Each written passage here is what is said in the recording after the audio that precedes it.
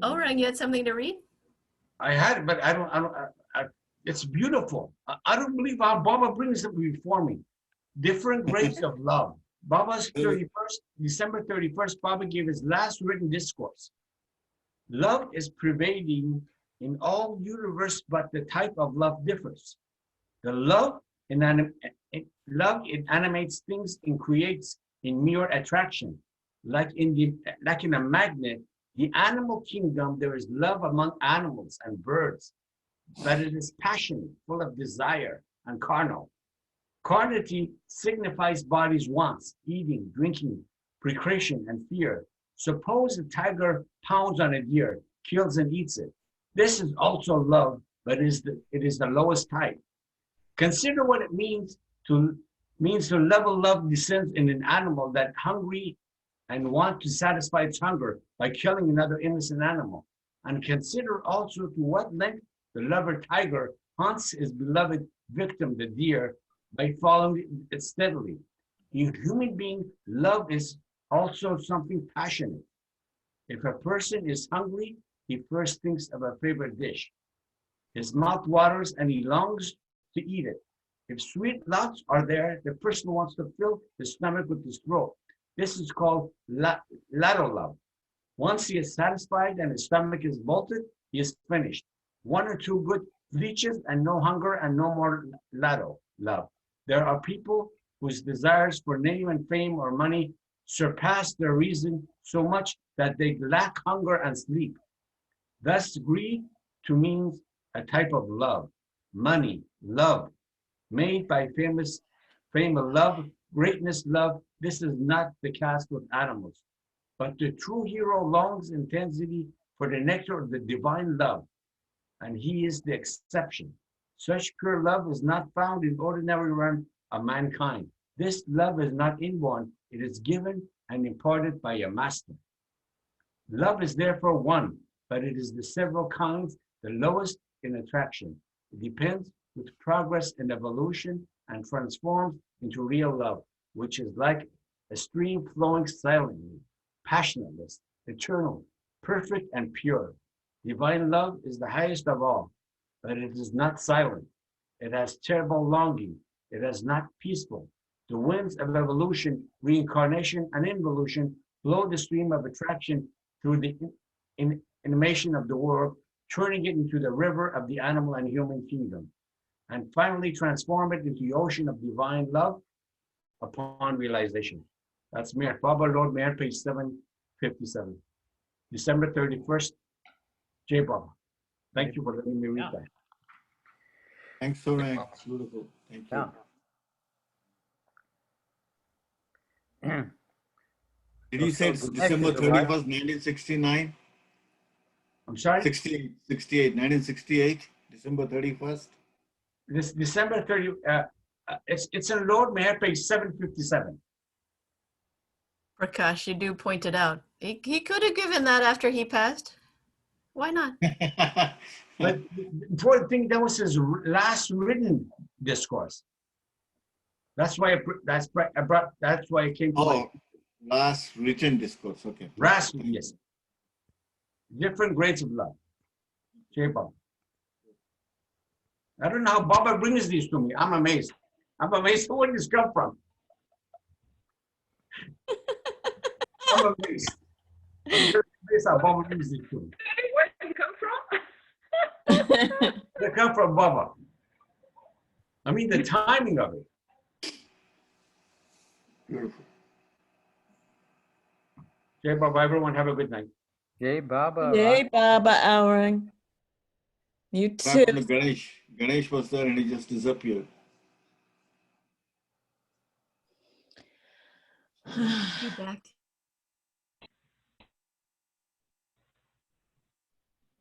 December. Okay. Ganesh has disappeared. Yeah, yeah. Hey. He was there. He'll get back. Jeremy, is Jeremy still here or did he slip out? Jeremy's gone. Ah, He just left. Just a second ago. well, Back. we got Ganesh anyway. Ganesh, yes. Hi everybody, good evening everybody. Hi, Jai Baba. Ganesh. Jai Baba. Yes. What's going on in Pune? Pune. Same old new thing. Same new thing. Same old new things. That's what I wind up saying. Yes, Same yes. new thing. When I'm tired, it's the same old thing, but when I'm awake, it's the same new thing. All due to the looking, if you look through the lens of the mind, it's the same old thing. You look through the lens of the heart, it's the same new thing. I had written something down. I don't know if it's, I mean, this was a long time ago. You want to hear it, or? Of No, no, course, please, please. please. Of It's course, of about course. dealing with negativity. Someone must have asked me. My question is about dealing with feelings, especially negative ones, when we are not able to dissolve them by repeating Baba's name. So that's, someone wrote that. So this is what I say. Darwin Shaw, one of Baba's early Western disciples, was a very deep soul full of profound insight, and yet he was very humble and unassuming. We, as young followers of Baba, found that we had to usually pry out of him his knowledge of the inner life. Many times we succeeded in getting him to talk on the subject of inner work on oneself. On several of those occasions, he shared the following insight about feelings. He used to say, the deeper the feeling, the deeper the healing. He stressed that when a feeling first flows into us, either provoked by something internal or by some outer event, we need to bring our awareness to it immediately while it is still fresh and give it to Baba with his name, and not wait until the feeling has flowed downstream where it mixes with the mind and all its distorted thoughts. For example, suppose someone has insulted us. Our initial response may be hurt, but almost instantly the mind gets a hold of the feeling and converts it into a reaction of, say, anger or resentment or pride. And because the mind is the creator of time, the reaction now is placed in the context of the past and the future. We go into a defensive mode. Already our awareness is pulled out of the present and is now one remove away from the initial feeling. Darwin's method was to stay intently aware of the initial feeling in the present and offer it to Baba saying his name. That is, to focus on sharing the original feeling with him. By staying with the feeling in the present, it passes through our awareness much more quickly, especially when it is given to Baba, and we are able to process feelings as we go along and not have them build up in the mind. Baba once gave this example. Suppose someone slaps you on the cheek. The pain of the slap lasts only a few seconds, but when the mind enters the picture, taking offense and feeling insulted, that feeling can extend the suffering for hours or days or even years. Our resentment is likely to continue on and on in memory long after the event. That's what I had written. That's beautiful. Yeah. That is so Second. true, Jeff. Yeah. I never realized that, first you get it, you start feeling it, and the mind starts to brood on that, and then creates all kinds of mess.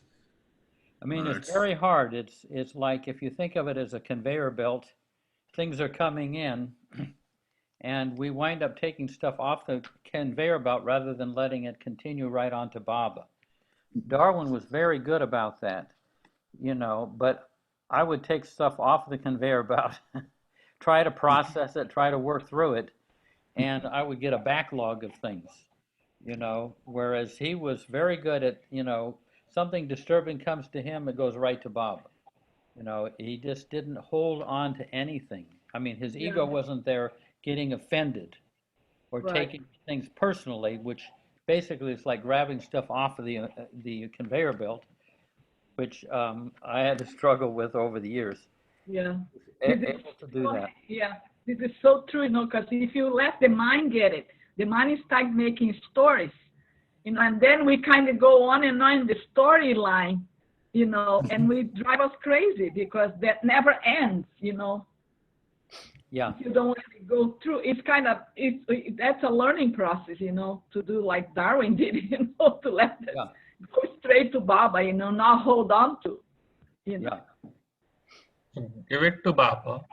But Jeff, what happens? One thing, supposing that person insulted you, and then what happens? We give it to Baba, that feeling of what we felt at that moment. But on a gross level, also that person gets into that habit, and we really need to fix it somehow, or let him know that it's hurting or whatever. So that has to, means that part still stays there, or do we have to leave that part too? Well, what I have found is that if you give it to Baba as it comes, then your response to that person is given to you by him. In other words, if your mind gets in there and says, oh, well, next time that person comes by, I'm going to do this, I'm going to do that, and you come up with all these strategies and everything, the mind gets into picture. Yeah. But if given to Baba, Baba gives a response, which may be to say nothing, which may be to confront the person, may be to ignore the person. There's the reaction of the sanskars, you might say, and then there's the response of the heart of love. It's hard to get to that response from the heart. But I know I find if I can get past the reaction, then see how my heart what would love want to do in this situation? Should I stand up for myself? Should I let it go? Should I kind of keep a distance from this person? Should I confront the whole thing and bring it up? Intuition tells you what to do there, and it's hard though to separate the intuition from the reaction, the negative reaction. That's a whole I think that's journey in itself. Because we have a natural tendency or reaction towards things like if somebody insults me, I have a natural way of reacting. Maybe someone goes offensive, someone steps back, and what Baba wants me to do and doing as per that is something. There's a difference between those two things. One is my natural way of reacting to things, and one is getting connected to what Baba wants and doing that. Now go say that again. I just didn't quite. See, there is a natural way in which I would work out. If supposing somebody insults, my habit might be just to confront that person. Each one of us have a natural way to react. Some people just go inside the shell, or there's a natural way that we might react. But here Baba would want us to react in a particular way. Maybe he would say that Baba would want us something which we might get from within, that Baba would just want us to keep quiet, or Baba would really want us to give him a feedback in a very positive way or something like that. Yeah, I mean, how we respond, how love wants to respond through us is not always kind of clear and obvious, but once the reaction is out of the way, given to Baba, then how to respond becomes a lot clearer. The only problem, Jeff, What's that? the only problem is the gap between the feeling is short. I mean, whenever somebody at home or says, Sally just says something, and I do feel bad later, but the reaction is so quick. I mean, it's like milliseconds. So Yeah. within that millisecond, I have to think of offering it to Baba. So that's something, it takes time actually, right? It's not that easy. I mean, Oh, no, that's, the reaction is so quick, so quick. It's yeah. unbelievable. Yeah. Well, the reaction, it's the reaction to the reaction. That's the, it gives us a little bit of space there to choose, instead of going with the reaction, going with what love might be indicating. I mean, that's the spirit. I mean, much of the spiritual life is working stuff like this out, especially right adjustment to other persons, other people. Yeah. Yeah. Jeff, I found out it's very easy when I deal with people. I don't deal with them on a regular basis. At home, the reaction time is very quick. But when I go out, when I see people who behave in a way that I don't like and don't appreciate, I actually can, the gap is rather, there is some time for me. There is some time. I don't react that quickly. But at home, it's just instantaneous. There's a level of expectation, Jeff. Yeah. Well, what's nice though is when you know that someone loves you, you have a little bit of freedom to mess up. And you can also apologize. Yeah. You've got enough love to, the whole boat doesn't capsize because you have so much love between you that, you know. Right. That's true. But It's also is a habitual, you know. what's that? We have this habitual, you know, it creates this habits of reacting, you know, with the person who you are constantly, you know, like on the everyday, you know, every day, you know. It's such a habit, you know, the way you react. So it's like a habit and a habit from there and from you, and then we go, you know, we have to pass on that, I guess, you know, stop, get rid of the habit. Yeah. And also the thought that they won't mind as much. That's what right. Yeah, right, exactly. And the take consequences each other are for so dire. Yeah, no, that's true.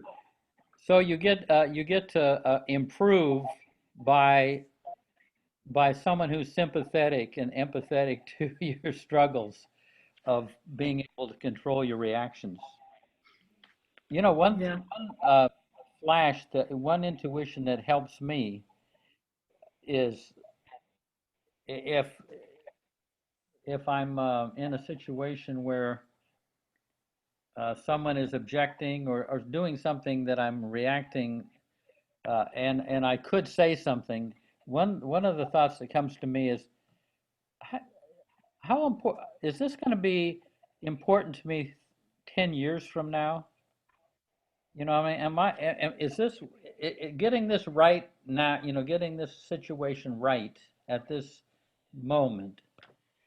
What is that going to mean to me 10 years from now? I won't even remember it. So I can just kind of drop it, you know, like it's no. But the trouble is I always find is you want to set the record straight. You know, you didn't understand where I was coming from. You're projecting something else on me. And it's very hard to just let that go and let someone have a wrong idea about where you're coming from and walk away from it. But I think, you know, like I said, I think, well, they have misread my intention. But how important is it going to be years from now? Am I going to come back to this situation? Is it still going to be, or why don't I just drop it altogether? You know, that's kind of. Yeah, but then what we do with the feelings, you know, because the feelings, even though if you drop it up, okay, I'm gonna drop this up, but the feelings are still there, you know, resentment or upsetness or hurt. You know, if somebody hurt me deeply, you know, even if I don't react in the moment, I want to retaliate anyway, you know. Even if it's like 2 or 3 days later, I just want to make the person know how I feel, Yeah, how it makes me feel. yeah, and that's that. Yeah, and that's the work of that's where the work starts. It's Yeah. like a hit and run, hit and run accident. I mean, a hit and run person where they Mhm. insult you, and then you're carrying it for days. Yeah. But it does give you an opportunity to try to give that whole mess to Baba, so that you're, you know, I mean, they've created a mess. It's almost like you got a brand new white outfit, and you're walking along, and someone comes along with a car and runs into this mud puddle and splashes it all over your nice white dress, and they drive on merrily and laugh their head off, and then Exactly. And you like, what? that happens. My day was perfect until, Yeah. you. But Jeff, here is something I found. go ahead, Ganesh. Yeah, Sorry, sir, you complete, then I can read out something I found. yeah, Something I found regarding this, which is there in this book, Real Treasure. good. Here is Yeah, something, like this is what Erich had once shared. Do you know Krishna Nair? You must have seen him at Mehrabad. He would keep the night watch for Baba. Once, while he was keeping his watch, his mind was assailed by disturbing thoughts. He tried his best to get rid of it, but the thoughts persisted. You all must have experienced such a state of mind in your life, so you know how disturbing it can be. The more you try, the stronger those thoughts become. The same situation Krishna was in. Suddenly, Baba turned to him and asked, "What are you thinking?" Krishna told Baba he was feeling disturbed by unpleasant thoughts. At this, Baba told him, "But why don't you take my name and those thoughts will go away?" Krishna replied, "But I'm taking your name, but the thoughts still persist." Baba then asked Krishna to sing the dhun Sachitanand Parmanand Meher Baba Vigyanand. For a few minutes to calm his mind, Krishna did it, and sure thoughts vanished. Baba then told Krishna that whenever disturbing thoughts plagued his mind, he should sing the above dhun, which was composed by Baba himself. There are many Baba lovers who sing the dhun and say it calms their mind. So this is something I found. Like when Krishna had the disturbing thoughts. So when Krishna had the disturbing thoughts, Baba gave him the Sachitanand Parmanand dhun to sing, and that calmed his mind. yeah. And if it comes from Baba, specifically for that person, it will work. And hey, if it works for us, that's good. So singing the, Sachidananda Paramanand Meher Baba Vidyana. That one? Yeah, that's the one. Yeah. I'll try that. Yeah. Yeah. Now, I mean, some of the messages of Baba's, I wouldn't say message, maybe something he says to a specific person. How are they applicable to all? I mean, or is it up to us to sense if it is applicable to me? I mean, Yeah. there are, just now somebody read a message. I mean, I think Orang read a message that Baba gave to Adele and Adele Walkin. So, I mean, some of them could be so specific and some seem more more general and widely used. Any thoughts on that, anybody? Yeah. Mayor Prasad knows. Is he here now? Oh, there he is. Yeah, he sneaked in. Yeah, I mean, Yeah. the applicability, I mean, I don't know. How does that Yeah, vary or it just you works have for to all? go by your intuition and whether it actually works. Even if it was given specifically to that person and not to too many other people, I just try it out. Does it work for me? Do I feel closer to Baba by doing this? And then it'll be kind of part of my repertoire of remembering Baba. You know? Just on that, I think some part of it at some places goes generic, and some part of it is like very specific. Maybe we have to evaluate each one as per it, because I know one person whom Baba gave the order of not eating custard apple, and it's very, very specific to that person because he still doesn't eat custard apple. So it's a very specific order to him, and that doesn't apply to all of us, I feel.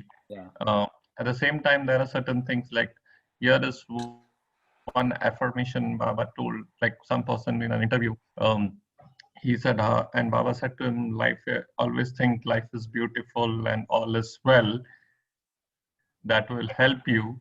And that somewhere it is not just to him, but in that interview when Baba told it to him, it's mostly for many of us. It does apply to all of us. And he says, Baba says that everybody has desires and all that, and it kind of goes a bit generic. So it is more on the message, which is very, maybe it's like each message has to be evaluated and taken. How means some part of it can be very generic and some part of it can be very specific. Yeah, good example that one. I remember one thing, Jeff. When the Mandali prayer was given, beloved God, everybody thought it is only meant for Mandali, but subsequently it said anybody can do. So if anything is good, even if it is a personal instruction, you can take, unless it's so personal, like what Dinesh said, not to take, not to smoke, not to this, some instruction, not to drink, those things. But anything is good, Baba has given. We should always can. It is, even though it is in a personal this thing, but still we can do it. As in the case of Mandali prayer. Mandali prayer is originally meant for Mandali, but then it has become beloved God's prayer. Yeah. I mean, although someone, he would say like Adi Dubash and his family they weren't supposed to eat chicken, you know, and there was a specific reason for that. We don't know, but that doesn't mean that the whole world can't eat chicken anymore. Because you could go down to Pike Street Market and get some chicken down there and some vegetables and cook them up and still be close to Baba. Yeah. In fact, Baba told Irwin, I think Irwin was doing so yeah, when Baba says to Krishna, go ahead, to recite Sachitanand, I think somewhat it was specific to him, maybe. Yeah. And it can be used as a generic. It's kind of it's there between both. Yeah. I mean, try it and see if it works for you. That's kind of what I do. The one of the things, my understanding of the Quran is a lot of what was said in the Quran was to specific tribes. There were, like, for example, 2 Jewish tribes who were supposed to help Muhammad in a battle, and they pulled out and betrayed him. And so a couple of the revelations were toward these Jewish tribes. So those are very specific things. But then Muslims later on said that, they turned against Jews. It wasn't all Jews. It was these particular tribes that backed out and didn't help them, and he almost, put them in great danger. They went back on their word. So I think a lot of the Quran is very site specific and not to be universalized. Yeah. Yeah, that's generally the human tendency. I mean, we palm it on everybody. We have such limited experience. Sometimes we may have very limited experience. I'm not talking about everybody, but and then we say, okay, the whole group or something is like that, and that's something very difficult to overcome. But then one has to try. Yeah. Yep. So, Mayor Prasad, what have you been thinking of lately? Oh, not much really. I mean, I think as we get closer to Baba, I feel that he he expedites everything that we have built up in our internal system as part of our weaknesses. He really brings them out sooner and sooner. And I've been experiencing a lot of those both at work and at home, where he brings up these situations where um, long-term weaknesses are exposed, and I have to just face them and deal with them. But I find that it is, as part of that, it's also getting me closer to him. Yeah. Yeah. That's kind of his job, his unenviable job to make us have to face our weaknesses. Yeah. And he's doing a good job. Yeah. Well, you know that Doctor. Mara liked seeds germinate. This is one of the quotes that Mara liked of Baba's. Seeds germinate in soft soil. I plant my seed of love in your weaknesses, not your strengths. Yep. Yeah. Mm. The light comes in through the wound. So Ganesh, what? I mean, something that when Baba told about his Ramadan festival, that it was very specific when there was less rationing and all that, and it was not very. It was only for that time, actually, that festival, or that 1 month fast, which the Muslims do.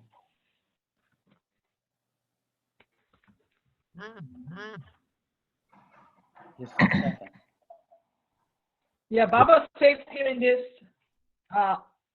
this quote, he says, "For the purification of your heart, leave your thoughts alone, but maintain a constant vigil over your actions." That we were talking before, don't get caught in your mind with the reaction. The reaction usually is from the mind, from the ego. Just leave it alone and work in your, be careful with your actions.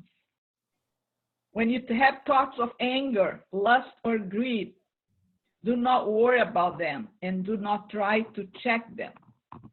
Let all such thoughts come and go without putting them into action. Try to think counter thoughts in order to discern, discriminate, and to learn. And above all, to undo the actions which are prompted by your own impressions. See? Yeah. The actions are prompted of our own impressions. If people act dishonestly with you and create difficulties for you and deceive you, and yet you remain honest and pure, you are very fortunate, because these deceivers or your so-called enemies are your friends. They wash away your sins and weaknesses and make your path clear towards God. Beautiful. Yeah. Yeah. We are so fortunate to have words like this that are so much more comprehensive today than, say, in the time of Jesus or Muhammad. I mean, these are very updated to our world today. Right. And Baba said this like in the 20s or 30s or 40s. He wrote this booklet here, right? Yeah. So Not now, but So yeah, Ganesh, you were. yeah, here is something I found what Kitty Devi says, very similar to Jeff what you said. You must trust your feelings and don't try to say they don't exist. Repressing our feelings does not help. Speak openly with Baba at all times. Remembering is your one real friend who will never let you down and never mislead you. Don't worry about perfection. That means you are putting a goal in front of you and love is purposeless. Try to live in the present. Only the now has importance. Be yourself, but with discipline and control over the weaker aspects of your nature. Baba uses both your strong and your weak points. You may have to live with both throughout your span of life in the form, but don't be their slave and don't wear them on your sleeve, so to speak. So dear, it comes down to a true 100% surrender to Baba, who is your guide and who knows all. So That this was is what Kitty. Kitty says. Kitty, That was yeah. Kitty Davy. Hey, read that Kitty Devi. again. Read that again. But Okay. tilt your computer a little bit. Where Yeah, yeah. sure. But yeah, look, this is very interesting. What is this in? I Something. just picked up from internet. Uh-huh. So Hey, it was maybe you there can in also, Ganesh, you can also paste it in the chat box so we can also read it along. Yeah. okay. So I'm reading it from the book, which we did the Oh, Don't sorry. Believe in Okay, People. Yeah. okay. Go ahead. So the quote is there from this book. Mm-hmm. Okay. So this is the book that I've taken I'm reading it from. So you must trust your feelings and don't try to say they don't exist. Repressing our feelings does not help. Speaking openly with Baba at all times, remembering he's your one real friend who will never let you down and never mislead you. Don't worry about perfection. That means you're putting a goal in front of you and love is purposeless. Try to live in the present. Only the now has importance. Be yourself, but with discipline and control over the weaker aspects of your nature. Baba uses both your strong and your weak points. You may have to live with both throughout your span of life. In this form, don't be their slave and don't wear them on your sleeve, so to speak. So dear, it comes down to 100%, a true 100% surrender to Baba, who is your guide and who knows all. Beautiful. You know, this reminds me, I used to marvel. Bob Brown was one of the caretakers at the center, and most of you met him. And the thing about Bob, I found, is he was kind of emotionally needy, you know, but his emotionally neediness caused him to connect with so many of the guests on the center. You know, if he hadn't had that, you know, there are others who are kind of not needy, but then they didn't interact much with the guests. But Bob's, you know, he would go and sit with somebody and say, God, I'm really going through this, you know. What would you say if this, if you were feeling this way? And he would get that, you know, he would open up and try to get help from other people. But in doing so, uh, he was creating friendships. You know, so there is an example of someone's weakness actually Baba used beautifully because he interacted with so many of the guests who came here over the years. And I, you know, I witnessed that. I could see. So sometimes our weaknesses are can be used beautifully by Bob, as in the case Yeah. with Brown. Right. Somebody who has a need to serve, and they're, you know, so they're making meals or tea for people or something like that, and so it's a way of, it brings a lot of people together. Like there's one guy, now I'm not saying that this is neediness, but there's one guy named Tom Wolfe, who he's 6'6" guy. He's Quaker. His background is Quaker. We call him the Quaker baker.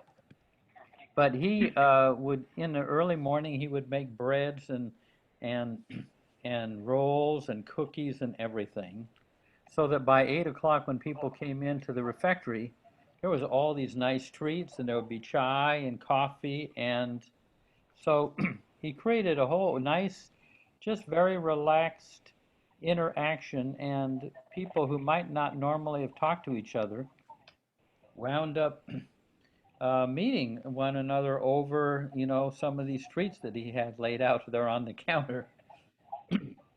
So, Yeah. you know, That was maybe very nice of him. Yeah. huh? That was very nice of him. I ate many of his treats. They're very good. The Yeah. bread and My his extra bread weight, was very good. Is it the one who owns a herbal store somewhere in BC? Yeah. Oh, okay. Yeah, I remember. I mean, the tall gentleman. I mean, Yeah. yeah, Very he tall. made a lot of baking stuff. I mean, we just Yeah. go and eat them. Yeah. Yeah, he gave me a card saying that if you drive past that place, just drop down. Yeah. Yeah, once Ira and I, my late husband, we stopped by there. Oh, good. Once. Yeah. We are here at the center, and we are going home, you know, to back to New York, and we stop by there. We stay with Al Grasso, Yeah. for a couple of days, and we stopped by his store. It's amazing. He's got herbs all over the place, hanging from the walls, Yeah. and bottles of pills. Everything is natural, you know, natural remedies and medications and teas and herbs. Yeah. So it's a beautiful, it's amazing store. Yeah. In existence since 1971. Yeah. Wow. Yeah. That's why it looks old, because it's not a modern house, it's an old house. Yeah. It's a wood house, you know, those Yeah. chalet like this, you know, look like a witch house, you know, those movies that you see, the witch house is kind of that house with a lot of trees around, you know, kind of hidden somewhere. That's the house, you know, it's unbelievable. And he has a lot of herbs around planted in the backyard, or Yeah. so it's a character. Yeah. A good one. And Azita is there now, enjoying to work with him. She's a lucky one. So Ganesh, what do you think?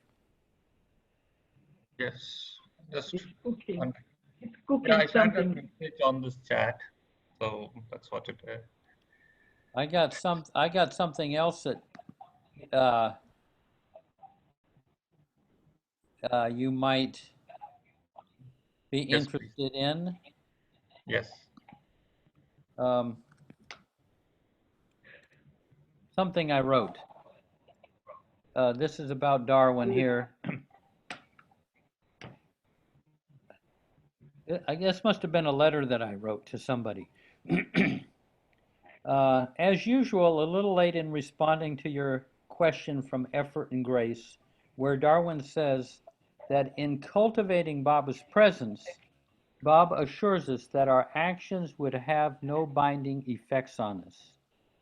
This is the sense that I gathered from Darwin about actions. He would affirm what Baba has said, that both good and bad actions are binding, and the extent to which love is in our actions, Baba's presence, their binding effect is dissolved. Good and bad actions bind, love dissolves their effects. Good and bad actions come from our massive bundle of impressions, us. Love does not originate from our bundle of impressions, but comes directly from Baba within. It comes from beyond us, eclipsing our habitual impressional motives. However, love has to express itself through our good and bad impressions, us, and therefore is colored by these impressions.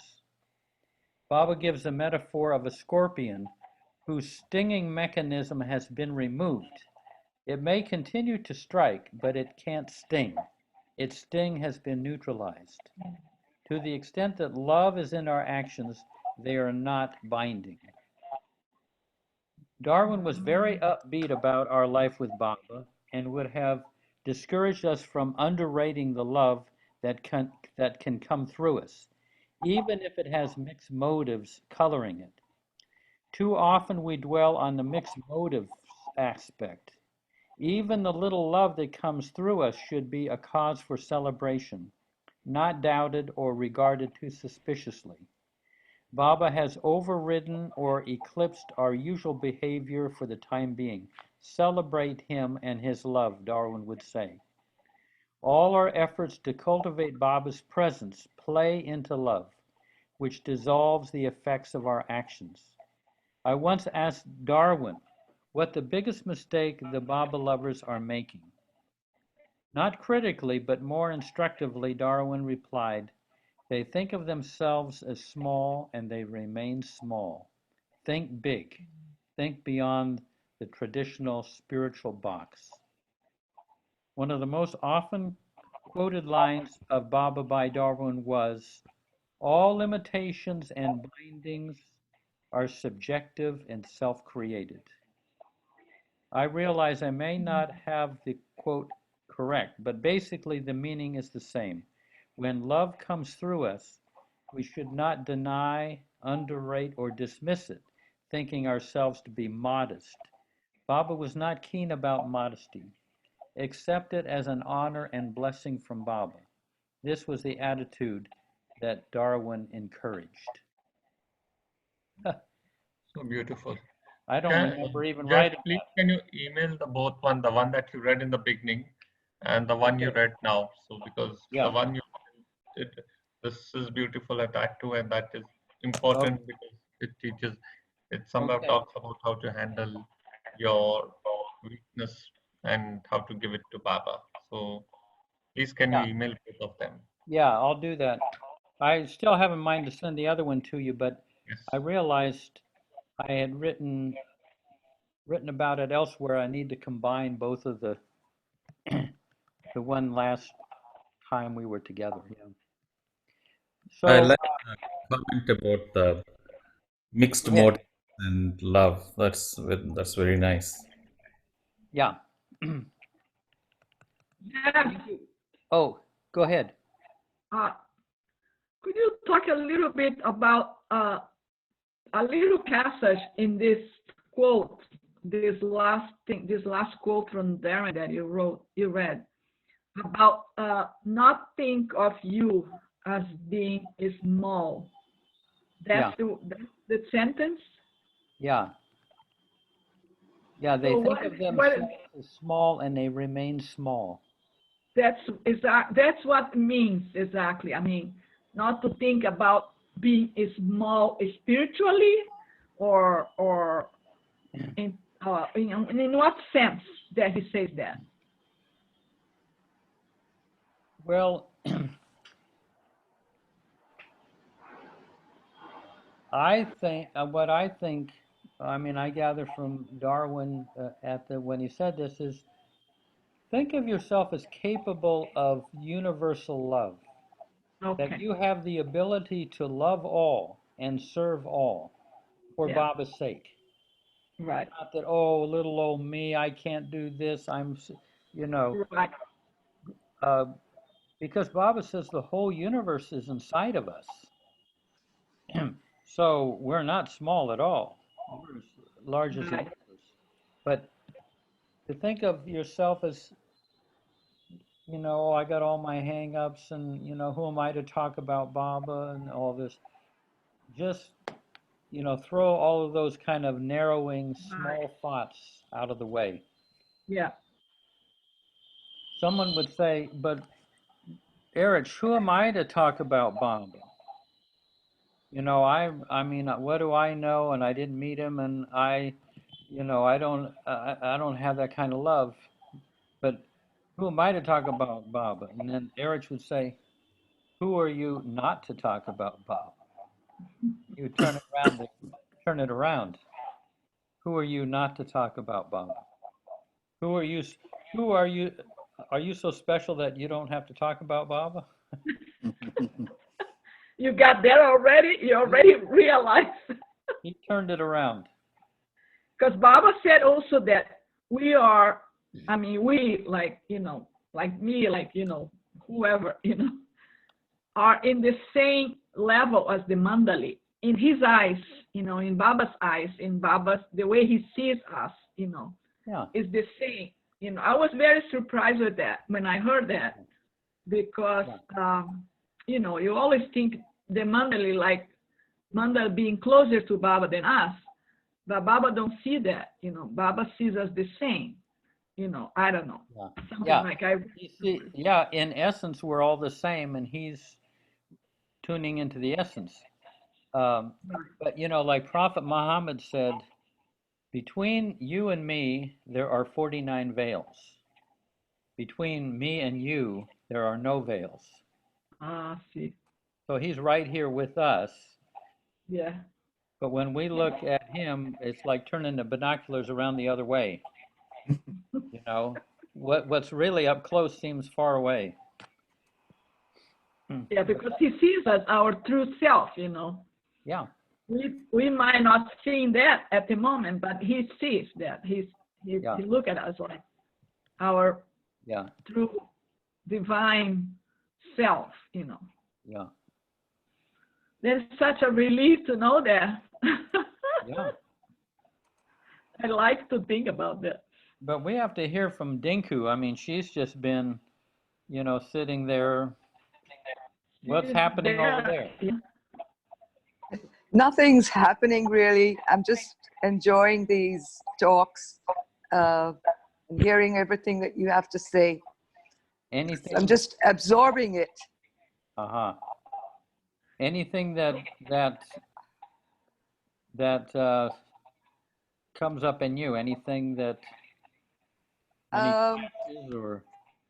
Yeah, well, when we were talking about how to deal with things, when people irritate us or something like that. And my issue there is I tend to, either I retaliate, which I'm now trying to, get rid of. And what I do is I just tend to walk away from the situation and not give it importance. But then there are certain people who keep pushing your button and keep pushing your button, on and on and on until you finally flare up. So how to get over that? Oh, you mean this just happens to you? You've been singled out by the universe. You're trying to. I keep telling Baba, I said, okay, Baba, I'm handing you the situation, but the other person doesn't know about that, and they don't hand their situation. They just keep needling you all the time. Yeah. Wow. I know. Just that, there are a lot of different ways of dealing with that, of course, and we have to, the fact that they're there and they keep needling us means that we haven't, and we react, we haven't quite, come up with the counter response. I always think, what is the counter response for this person that's,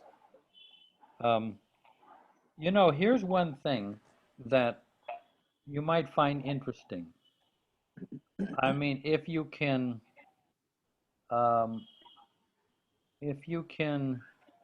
take it in deeply, I mean, see that person that's needling you, really, this is what Baba conveyed to me once in the tomb. That person that's needling you and just keeps needling you, what Baba said to me is, you used to be just like that in the past. And you went and just needled somebody. You were, I mean, not that you might have, you did. And you needled someone in the past, and Baba said to me, but you never, you did this and you justified it, and you never asked me for forgiveness. That person has been in your life doing that all these years to bring you to this moment when you will ask me for forgiveness for the way you had been in the past. In other words, I mean, now, what I would do, the way I do it is say, suppose that you take how that person has made you feel over the years, say, you feel it deeply. I mean, taking time to feel how they've made you feel, so to speak. And then you say, Baba, I made someone feel like this for years. Please forgive me. In other words, they are there to remind you that you did that in the past, but you never asked for forgiveness of Baba, which he would readily give.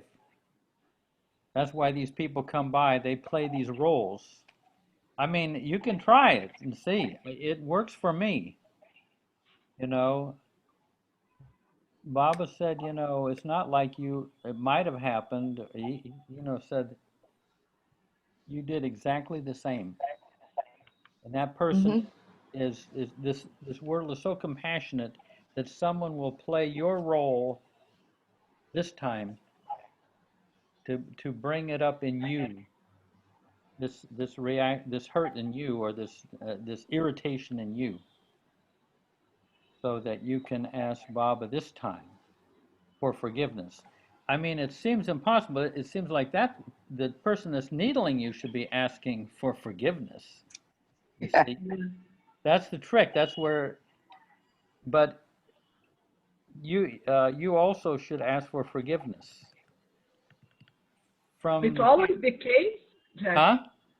It's always the case, or of course everyone is different, but I think this it's mathematical. said for you, What's that? This is what he said for you. He said to you this. Yeah. Does that mean it's applied to me or to anybody else? I mean, if it works, like I say, if I'm driving along the highway and some young person cuts me out and laughs in my face and everything, and you feel wretched, so I think, oh, Baba, you're just reminding me how I used to do that in some other lifetime. Say, Baba, please forgive me. Then I'm no longer a victim. Okay. So it could be from it doesn't necessarily have to be from this lifetime. It could be from a previous lifetime or many lifetimes before. Yeah. Okay. And thank you. And we were up to mischief. All these things that happened to us, we have done. But this is to break the cycle. Once the forgiveness is in there, then it breaks the cycle. So is this sort of like what you say when you say karma is playing out its role? Yeah. And it's very mathematical. But then you stop the karma through forgiveness, through the genuine remorse. I made someone feel this way. Right. Like suppose you have an alcoholic father who was cruel and abused you growing up, so that you felt terrible. So you can experience the effect that has on you deeply. I mean, years and years, and say, Baba, I made my child, when I was a father, I did that to one of my children. Please forgive me. Oh, I see. But it has to be felt, though. Mm. It has to really be felt. So you know what you're asking for forgiveness for. It's I don't know if that makes any sense, but this No, is, it does. yeah. Yeah, You could try it and just see if it works. Yes. I will. Thank you. It's not an abstract thing like, oh, I must have done that. Baba, please forgive me. No, it requires to feel how you've been made to feel. Yeah. Yeah. Anyway, Yeah, Yeah. I try a few other things also. One is, I think I cleared this earlier, but turning, if you are experiencing hatred towards that person, just turn that hatred towards Baba. Hate him instead, and yeah, it'll actually bring you closer to him. yeah, There was a story of Dr. Ghani cursing Baba, having those suicide thoughts. And while he was sitting near that lake, Baba actually came all the way from Mehrabad to him in Nabla. yeah, A good example. When you hate him, it'll bring him closer to you. yeah. And Wow. if that doesn't work, I actually ask Baba's help and say, Baba, please help me to love this person. And I found that it helps. Yeah. You ask for his help to love the person that you are experiencing hatred against. Yeah. It has to be genuine, but it's easier to do because you're just turning to him for help because you're not able to get rid of that from inside yourself. And over time, if you continue to do that, you actually, this is my experience, Yeah. that even if you want to hate that person, you cannot generate that hate anymore. Even if you think about all the things they have done to you, you can't really generate that hate in your heart anymore. It mysteriously disappears. Yeah. See, that's another whole method too, which works. Wow. Yeah. And I had to find my method. Well, you pick and choose whatever works. Exactly. Yeah. I would I try. think, Jeff, your method should work for everybody. What's that? Your method should work for everybody. I think it's just not for you, because I saw it works for me too. And the only thing is that if some person is needling you and all that, the one thing that is important is to come to the exact feeling the other person is giving me and then giving it to Baba, because it's all hazy in the mind certain times. So having that clear picture and giving that to Baba as something what I did helps. And second point in that is that for some it is like writing letters, however you give it to Baba, either which Don Stevens used to say, speak out loud to Baba.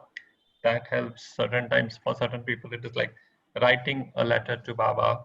So whichever that part is like how it works for each one, that I think that part is individual, how you want to give it to Baba.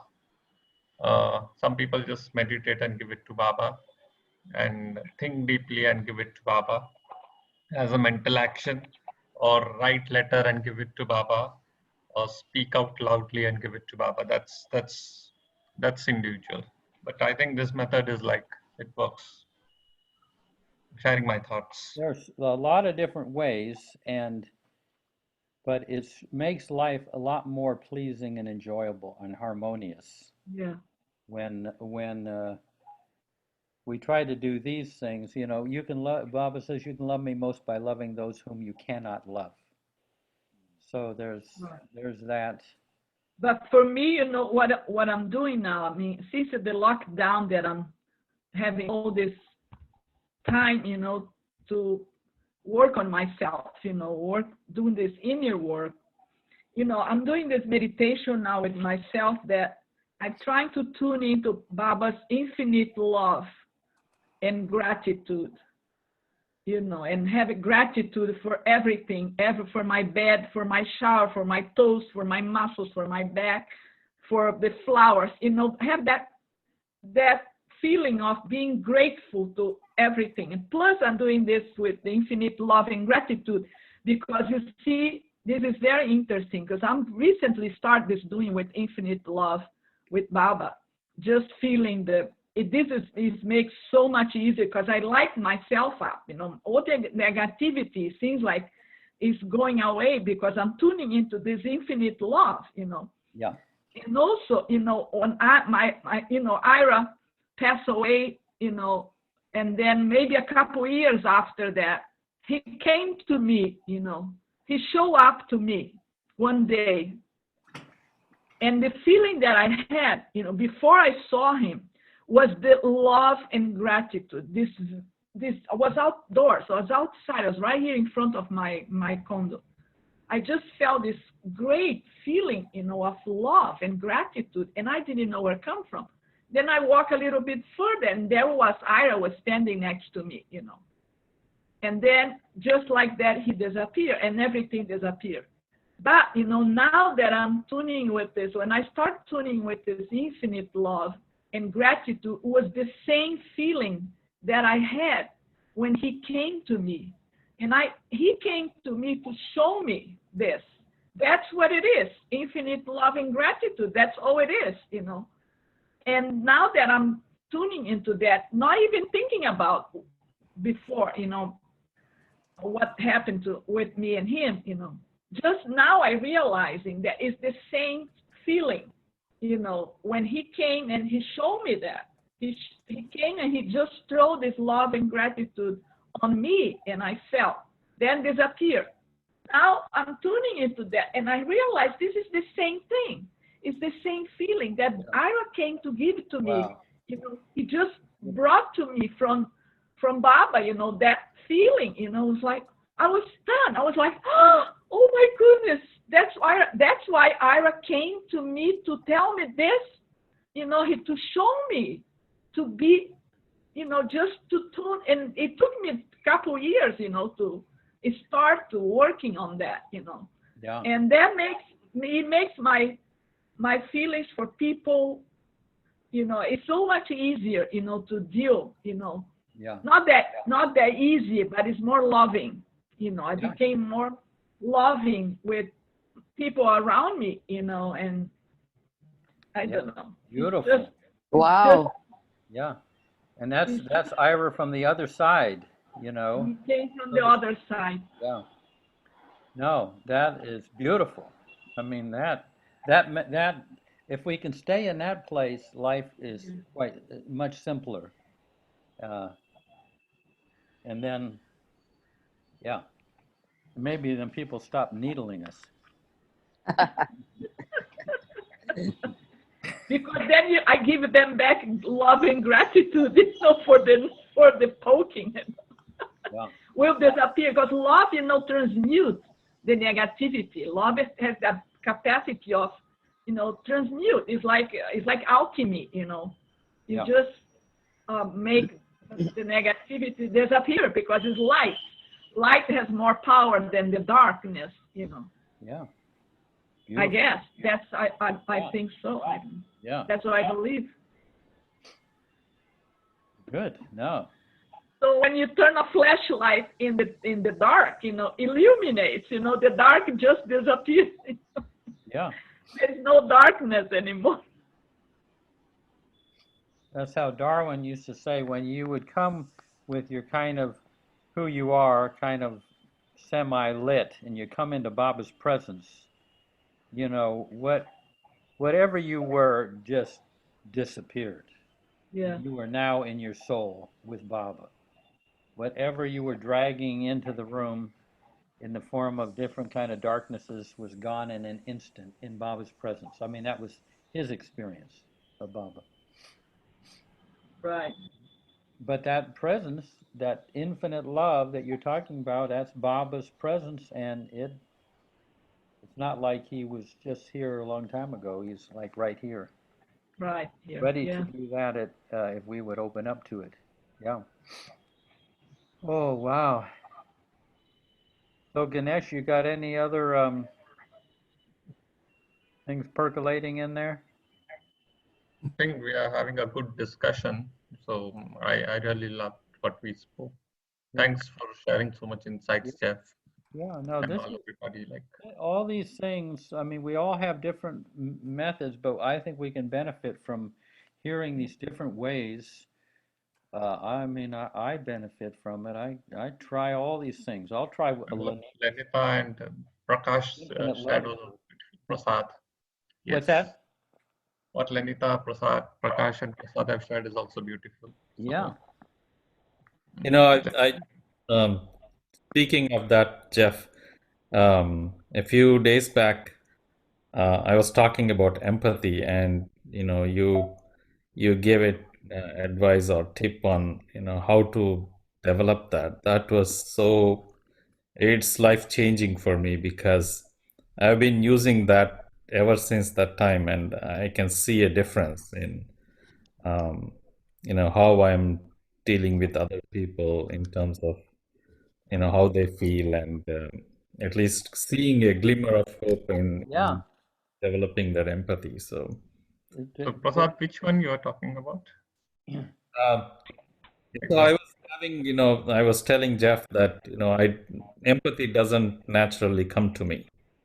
You know, so that's been when somebody shares something that they're experiencing, I can feel that empathy with them. I sympathize, but the empathy doesn't naturally come. So I was telling Jeff, Jeff was sharing how to develop that, and you can tell that much better than me. Well, no, I mean, I said one of the things is you have to start with interest in others, an interest in what makes them tick, not how you relate to them. Take the self-reference out of it. Why is that person like that? What, I mean, it's interesting. Why do they behave like that? Or why are they suffering so much from that? But the interest is part of the bridge to get over into them as they experience themselves, right? I mean, that's kind of Mayor Prasad, and that kind of what I said. It's getting interested in others, not in relation to myself, but as they are. Why are they sad? Why are they angry? Why are they why are they feeling such grief over this? Taking out the not right or wrong, but why? What you know? Yeah, what makes the other person tick is that sentence stuck in my head, and I've been using that quite a bit, and Yeah. that makes your listening better, and because you're trying. Yeah. Where are they coming from? Yeah. It's so that it transfers the consciousness over into them. Baba said about male and female, the in the discourses, when you seek to know how a woman feels in her own experience, then you're beginning to overcome the duality of male and female. When you want to know how she feels in herself, not how you relate to her, but how she feels in herself. Then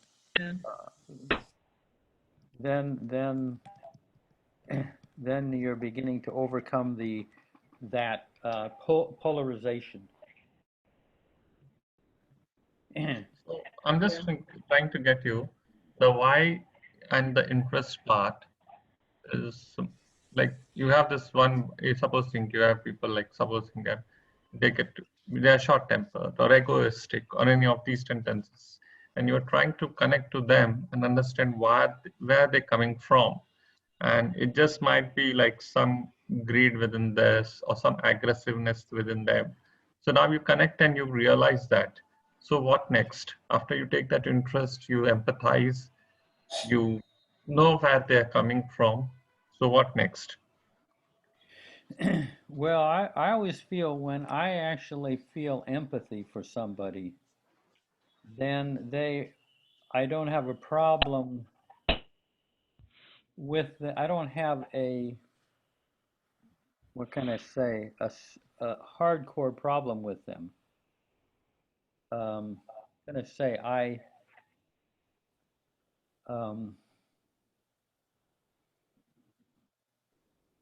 yeah, I actually have compassion for the fact that they have to be that way. This is what's recommended by whom? Or 3 different masks. How many to keep using? How much? And I think that's because we connect to that person in a more deeper level. Yeah. If you show more interest, if you listen, then you start listening more, and be more present. You're there, You're there for the person. You listen and you're curious about the behavior, I think our connection with that person is much more deep than normally when people talk to each other. They always in their heads, think what they're gonna say next, and they never listen to the other person.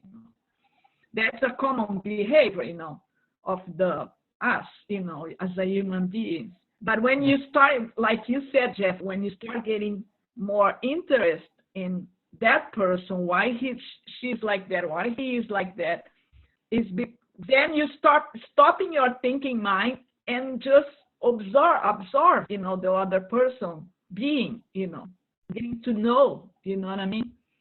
So you open yourself to more information about that person. So, and I think then we connect with that person on a much more deeper level. So, and that makes you more available, emotionally, intellectually for that person. The person feels that, that you're there, and then you're listening, and then you're, and then you are available, for. That's what I mean by being available. And I think, we are not, in general, we are not available to each other, in a deeper level, because it's superficial, the relationships, and the connection. So I don't know. And that's what you said makes sense.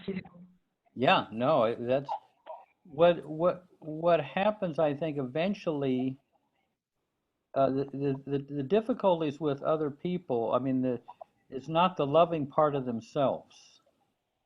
It's usually the unloving side of themselves. And if you can get in there deep enough, you can see how lonely it is to be that way. How they don't get to enjoy love. You actually kind of start to feel for them. In other words, if you say you got a cantankerous boss who's always fault finding and everything, when you actually feel how lonely, how cut off that experience is, you actually start to feel for the person. Yeah. It doesn't necessarily mean you you're all chummy with them, but you feel the lack of love in them, and that awakens your empathy and compassion. Yeah. And then you're in a better position in relating with them. Getting it. Now I get it. Thank you. It's just taking it a little bit further, but yeah, because that boss or whatever who's giving you, just lording it over you and pulling rank and bossing you around and everything. If you were to follow their life out there, probably the kids feel distant from them. The wife doesn't feel quite close to him. Yeah. The guy's in kind of a pathetic situation. And just to feel for the person means that you're a little bit more harmonized with them. you know, your relationship with them is a little softer rather than critical. Right. Yeah. All these things, I mean, that's a whole journey. What I'm telling you is a whole journey with certain people. I mean, it's like, you know. Yes, I get what you're saying. And so, one more thing in that, slightly on a different line, is certain times when you connect to those people, like not exactly, but certain times you draw those disturbance and you feel those negative energies, and it takes a while to actually ground yourself and be yourself back. Means connecting to other people, certain times, especially the negative people, certain times draws their energy and disturbs us too. And then it's like, how do we protect our what you call our shell? Protect your heart. Hush, yes, protect ourselves from that negative. You know what you Yeah. see, there's a negative person, and then he comes in your in in your sphere, and then he shares a lot, and then he speaks a lot, and then you start feeling that negativity. Kind of like a hit and run sort of a thing. Yes, it means you feel it. You feel it. Like certain people will just come, you just pour out your negative. Oh, this world is a bad place, and this and that. It's like this and that, and then that person goes away after a few minutes, and you just feel so hard. I mean, that negative energy is still around you. Yeah, they just unload it on you, so to speak. And then you have to really work on yourself to protect it. Yeah. But if one time somebody was like that for me for years, and I thought that I was going to like give them some real feedback, but I knew if I gave them the feedback, I would probably lose my job. So I brought this up with Erich, and even though I was helpful to this person, you know, I wasn't like fighting them. I would say I was doing, trying to be helpful in any way I could, but this person was still abusive. And so I told Erich about this. And Erich said, it was just when I was leaving India, and I was just on the bus leaving Merazad for the last time, and I had to get it in. I mean, I was just about to get on the bus and I say, Erich, blah, blah, blah, blah, blah, blah, blah, and everything. And he said, you have to win her respect. Now, I went like, win her respect? What does that mean? I mean, I'm respectful, but I was trying to think, what, win her respect? I mean, I went blank. And I came back, and for a couple of years, I was thinking, you know, win her respect. What does that mean? I mean, I was respectful. And then one day I was walking by. It was interesting. I was walking by Baba's house, thinking about this person. And I thought, as a human being, I will not, I realized I will not let this person down as a human being. I owe it to this person as a human being never to let them down. The moment that thought came, I got a call from this person on the walkie-talkie. And after that, this person had the highest respect for me. What was the why she call you or he call you? It was on some other matter, but that person was so, the moment I was the moment I came to an attitude that was truly respectful of her, in the deepest sense, I won her respect. And I got a call on a walkie-talkie right away. And after that, you know, she had the highest respect for me. Oh, you didn't have to Up to say that anything. point, up to that point, I could have betrayed her. I could have told it like it was. I could have humanly betrayed her. But when I came to that point where I said, I'm not going to, no matter how she is, I am not going to betray her. Wow, Jeff, And it happened. this is amazing. Yeah. And it all came from that remark from Erich. You have to win her respect. And I finally came to that place in myself of true respect for her. Mm-hmm. And I could tell she could truly trust me after that.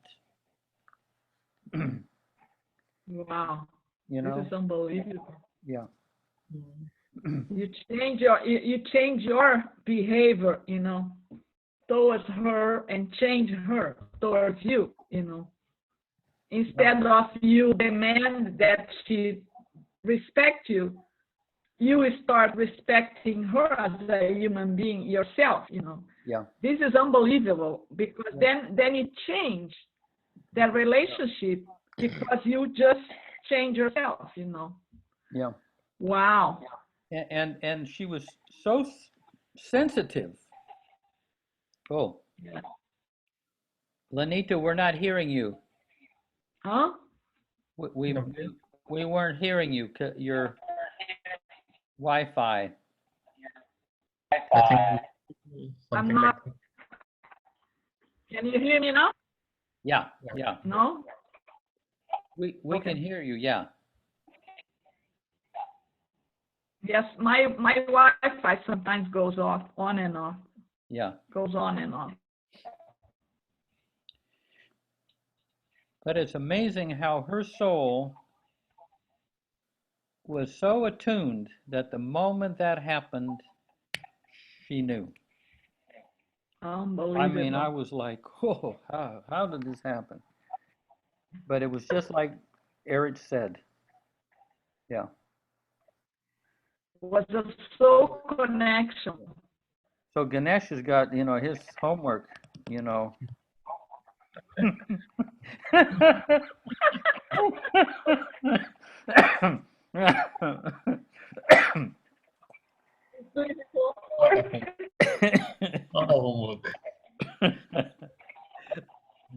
Okay, I gotta go, folks, because Yeah. I have a class in the morning. Yeah, maybe I gotta go to bed. I might, hey, Alan Ray Powell, come up. Good night, everyone. Jay Baba. Yeah. Thank you. See you, Lanita. nice having Hey, you. Jai Baba. Dinku, hear me? Can you hear me? I think she's on Yeah, mute. I I can answered. hear you. Yeah. I answered your question about when I was in Maraba. Now, I just Did wanted you see to on know the if, chat? yeah, and I replied, were you there in that specific February of 2017? No, it's December, last December. No, before that, because I Before still that was- remember. I Before remember that was- someone. Hey, Alan. Before that was only in 2000. I went there 2000 and then 2019. Took me 19 years to go back to India. Oh, I wasn't okay. there in 2017. Yeah. Okay, because I remember seeing someone who reminded me of you. Yeah. Oh, okay. Okay. Okay, Jai Baba, everyone. Jai Yeah, Baba. Lanita. Good night. Prakash. Jai Baba. Yeah, Jai Baba. I'm here. I'm just doing some work here, so I'm a bit silent. Yeah, I'm listening to everything that's going on. Yeah. Thanks for that empathy thing. I mean, that's really powerful. Yeah. Yeah. Takes some effort, obviously, but Yeah. also it will work. Yeah. Wow. So Yeah. I'm gonna head out in a little bit unless something else comes up. Yeah. Now, certainly it takes time, but it's a great for me. It's really great tip and advice that's really working well. And Yeah. my focus has shifted from, whenever I meet people and talk to them, it has definitely shifted from being, towards the self, towards, trying to figure out what is, what ticks the other person. Yeah, what makes them tick. What makes them, Yeah, our curse is the self-reference.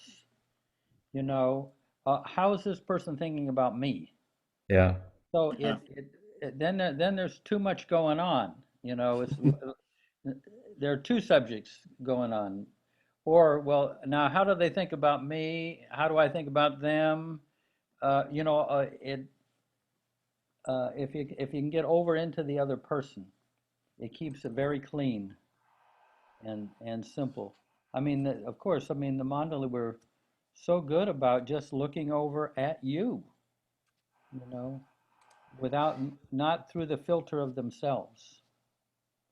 It's hard to imagine such a state exists, but it does. So, but go ahead, Dinku. Were you about to say something?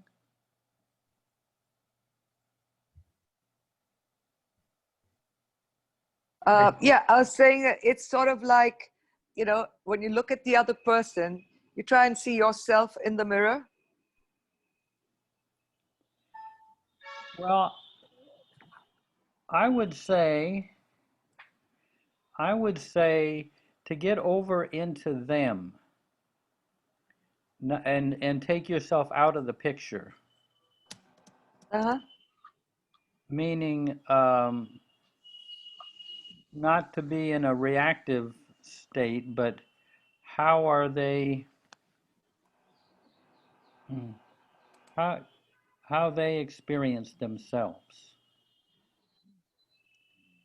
Of course, they'll push your buttons and get you to react, but if you can kind of not take that too personally and get back over into them, Yeah. if you want to find out where they're coming from, and like I say, when people are like, say, needling you, that kind of thing, that's not a fun place to be. No, it's not. I mean, so if that can elicit your empathy, that's not a fun place to be, and that helps to get into them. Yeah. Yeah. Yeah. So I don't know what Ganesh is going to do about his, bosses. They're just pushing him around and come in and unload all their negativity So on much him. ammunition now. What's that? They got all the ammunition. What's that? Jeff, Right. Baba, sorry. Go ahead. Yeah, Prakash. Baba somewhere said that. I mean, he said, you are that. I mean, you are the other person who you're dealing with. Yeah. I remember some talk by Baba like that. He said, you are that too. Yeah. No, it's like, yeah, remember that the other person is a form of your own self. Yeah, correct. Yeah, these. Yeah. That's a beautiful dog. I wish you could see this. Yeah. So cute. I wish you could kind of see this. Like, say I'm writing something down, and this other hand comes over. Get out of here! I'm the one that writes the checks around here. I mean, get out of here! It's like creating a division where there's no division at all. I mean, that's what we are to each other, but that's a postgraduate level. That's hard to really see that. Yeah. I mean, to get into the experience of that. But all these things are, I think they should be kind of fun and engaging to make some headway with it, so that we're not just a victim of our experience, but we can kind of take an active approach to find out a counter response that leaves us free and unbound. Yes. Yeah. So You've given us a lot to think about Yeah. and work on. Well, this is all, like I say, this is stuff that's just there, the usual obstacles in trying to love. Yeah. Dinesh, by any Dinesh? chance, are you related to Gustaji? no, why? Yeah. You look a little like Gustaji. Yeah. Is it? Thanks for the compliment. I take it as a compliment. Yeah. So, Alan, can you hear us? Whoop. Alan is rebooting his laptop, so that's what he messaged. So because his mic is not working, he's actively there. Yeah. Yeah. So Jeff, on a slightly different line. So I just wanted from you to know what you do when certain people, like, they have all this negativity and they start speaking, and you really don't want to connect, but connect and be empathetic, like, oh, this world is a bad place, oh, this is happening, oh, that is happening, oh, there is this thing the world is destroying, and all that, there with that, all that negative thoughts and everything, and they just sit and they almost, like, you can say, blabber for around so much time, and how do you deal with that then? I just want to know how you deal with that, because that if I connect to them, what happens is that I draw their energies, which may not be a right thing to do. Well, I don't know if you can relate to this, but you've been around somebody that's drunk and they're talking, or like that. And what I do is I kind of, I make a polite exit, because all the things that we're going to talk about, they're not going to remember the next day because they're drunk. Well, there's such thing as an emotional drunkenness. That means someone is playing the same old tapes, all the government's terrible and this and that, and they just go on and on and on. And that's the kind of, I say, well, I think to myself, I'm going to pick that person up at another time when they're not emotionally drunk. You know what I mean? There's an emotional drunkenness, like, say, suppose someone's, they've been, they're going through a divorce, or they've gone through a divorce, but it's like 5 years later, they're still talking about their spouse and how they treated them and everything, and they're not growing. They're not real. They're just playing the same old tapes.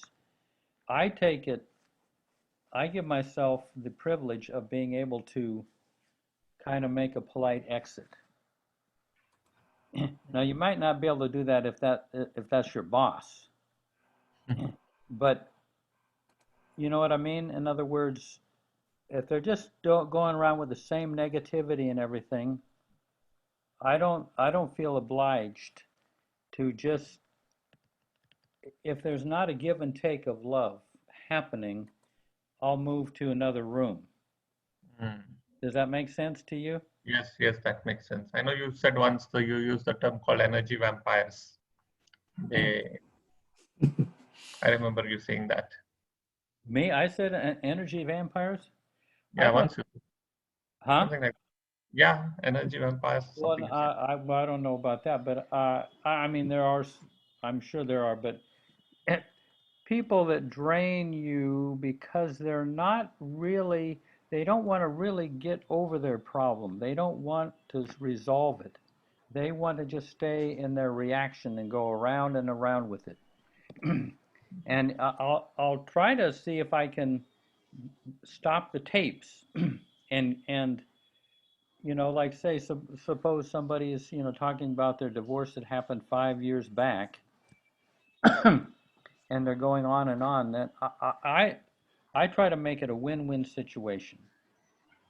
So what's interesting to me is I've heard all the other stuff they've said. I'll say, what if your ex-husband is right here? What would you say to your husband right now? Or I could be more specific. If you were to compliment your husband on one thing that you liked about him, what would you say?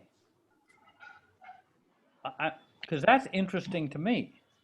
You know what I mean? They want to talk about their husband, and I'm getting them, Sorry. I'm getting them to talk about something that I am interested about them. You see what I mean? Yes. I'm not a victim of having to listen to all their negativity. But sometimes I can't do that. There's no entry point. So I just kind of make a polite and diplomatic exit with the idea that I will get back to them when they are sobered up. It might be 3 months from now, you know. It might be next weekend, whatever. Does that make any sense? Yes, yes, yes. That's just one of the Thanks. things that I do, just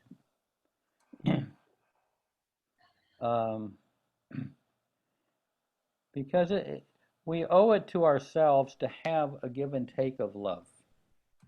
But if you're just at the the negative, if you're just the dump site for their negativity, that's not much of an exchange. Much of an exchange. Yeah. I mean, it'll get you Yeah. to say Baba's name inwardly for a long. Go ahead, Dinku. No, I was just saying that I have a friend as well who, well, I faced the same situation with her because she usually calls me up for a long chat is when she needs to dump, you know, all her stuff. And it's like she wants me to give her some, you know, like do this or do that or something. But at the same time, she won't let me complete whatever it is that I'm suggesting, you know, and she'll just go on, and it's the same thing, you know, every single time. And I do feel drained at the end of it, you know. So there are times when I just switch off. Yeah, it's very hard. Yeah, I find myself like I'm waiting to get something in there that can stop the record player, the tapes. Exactly. Not to get something that person might be willing to answer, willing to consider. But if I don't find that, I sometimes just have to say Baba's name inwardly the whole time so that I don't get so that I don't wind up like a prune at the end of the everything all the all the moisture drawn out sapped out of me. Yeah. But I mean that even the Mandalay had to deal with when Dr. Deshmukh would come to Marizad, and he was full of questions, and he had all these intellectual questions about Baba and everything, and the Mandalay would try to avoid him because he would tie them up, and they had stuff to do. So one time, I don't know if you heard this, but they decided to all play like they were different types of musts. Got intoxicated, you know, and Dr. Deshmukh knew enough of the different types of musts that, you know, so Padri was one kind of must, and Erich was another type of must, and Bao Kalchuri was the one tour guide of the musts. And so Dr. Deshmukh was so taken in by this, he thought, but then Bao Kalchuri said that whenever Baba comes around, they completely sober up from their intoxicated state. But they did all this to just avoid having to be tied up with him endlessly with questions. And even after Baba dropped the body, Dr. Deshmukh thought that Baba had turned them all into musts during that period. So that they even had to deal with these kind of things, and they found a creative and humorous way to do it. Right there at Mirzad, and Baba's like over at the house, and they're doing, I think Pendu had all these wires wrapped around him like a certain kind of must, and Erich had a blanket wrapped around him. They were all. I mean, something about CD this. He was so innocent, actually. Sometimes, once he noticed, I mean, while walking, I mean, he went to England and all that stuff. So when he was walking in some city, he observed some town rather. He observed, they make the cow dung cakes in India. Yeah. Jeff, do you know that? Yeah. So he observed a cow dung cake on the wall. Then he asked somebody, "What is that?" And that man said, "Well, this is a cow dung." And then he says, then he started thinking, how can the cow go and do that there on the wall? Yeah. That apparently he was not joking. Yeah. That's how he was. That's how he was. Yeah, they actually had cow patties on the on the wall, and he said, "How did the cow do that?" He said. Never get up there. There was one of his. I'll say this one thing, and then I gotta go. But there was one of his students that came to Mirzad. He was, by now kind of a middle-aged man, and he said that when Dr. Deshmukh would get up, and he was a professor, and he would give these lectures, and he would get so far into it, and he would have a glass of milk, and he would take a sip and everything, and then go on talking like that, and he'd drink a little bit more and everything. So the students started filling up glasses of water and putting them, there on his lectern without him knowing it. So he would just go on drinking and go on with his lecture and everything like that in philosophy, and then he'd drink a little bit more, and he went through like glass upon glass upon glass of milk without even realizing that he was doing it. He thought he hadn't finished it, and so he kept drinking. And toward the end of his lecture, he said, "God, I feel so full. I think I'm going to have to go." And the students just howled with laughter because they'd suppressed it, but he was so absent-minded and so concentrated that he had no idea what they were doing. So, but quite a guy. Well, anyway, I think I'm going to fold up my tent. Yep, same here. Yes. Did Fairstay stick around, or is she? No Probably. office today. Nasreen, are you still there? Yes, I am. Oh, good. I'm listening. You know what? Alan said he would be rebooting his laptop, so I think once his laptop reboots, he might just join in. Yeah. Oh my God. So Nasreen, nice that did this and any of this make sense to you, Nasreen? Oh, indeed, of course. Oh, good. Of Good. course. Yeah. And Sham is, I see his name there, but we didn't see. Oh, I think I saw him briefly earlier. I also enjoy your good things. Oh, good. Good discussion. Yeah. Punjab. He's from the Punjab. Dinesh, where are you from? Okay. Dinesh, he's I think. Pune? That's a little quiz for all of us. Just guess. That resemblance is pretty uncanny. It's a surrogate.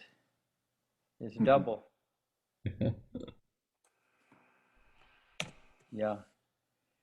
Okay. Jai Baba. See you guys. Okay. Jai Baba. Thank you. Thank Thank you. Jai Baba. Good night. Jai Baba. Yeah. And don't let them need